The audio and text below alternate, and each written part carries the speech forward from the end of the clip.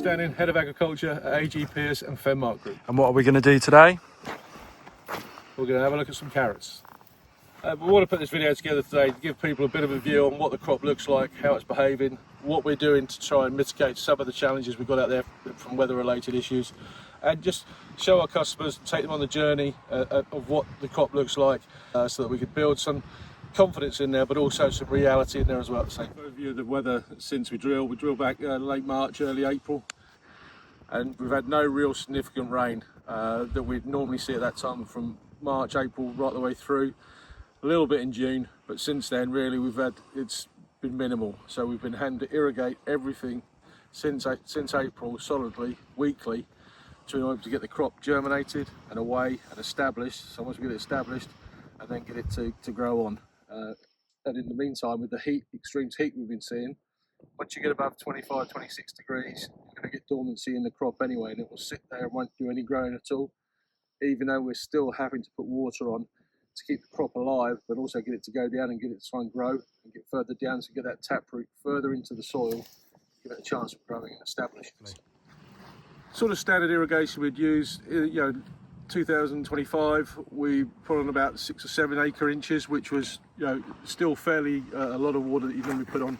Irrigation's been the only way we can get water onto the crop, and even then you're not getting the full efficacy of that water and the penetration of the water into the soil because it's so dry. And you can irrigate on a Monday, you can pull back into that field on a Wednesday and you wouldn't even think you've irrigated that dry, because the soil is just sucking out the moisture and the plants are trying to take some of that. I think my assessment on the crops we've got in Norfolk Suffolk is, I think we've got a bit of a mixed bag. We've got some very good crops that established well, that got away well and got down.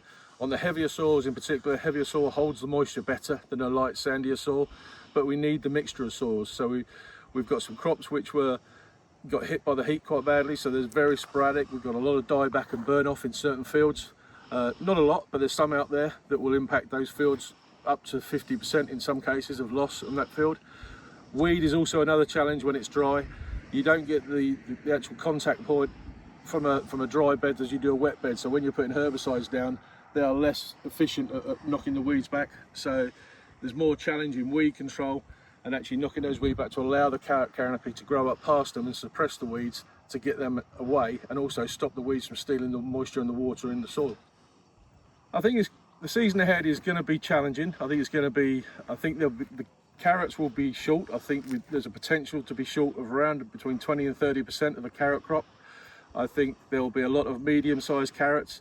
I think even though we've drilled the densities we drill out to give us a ratio of 45 to 55% large, 45% medium, 55%, even with those ratios of drilling, because we've not had the consistent water or the natural rainfall, even though we've been irrigating, it's not been enough to get the crop to grow onto where it is. We've got the establishment, we've got the numbers in the bed, in the fields that got away well, but we're just not getting the crop to bulk up.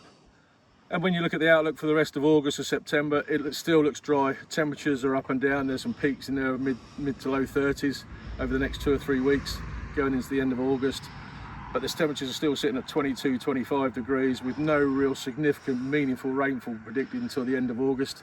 And even then, whenever you look at the weather reports, they move or disappears, or it shifts again. So it's looking fairly challenging and fairly bumpy for this season. Specific quality challenges are going to be there in this crop this year with how dry it's been. One of those challenges will be the dry matter in the crop.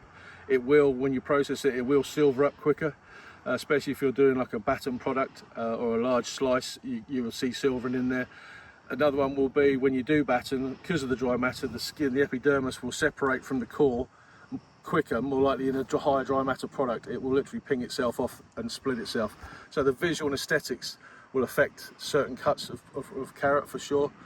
I think from getting a better picture and a fuller picture of the crops we got, I think mid to late September will be a view. We'll see if we did get any weather, any meaningful rainfall, what it's done, what the crops are holding up like. I think by mid to late September we'll have a view of what the rest of the season is going to look like.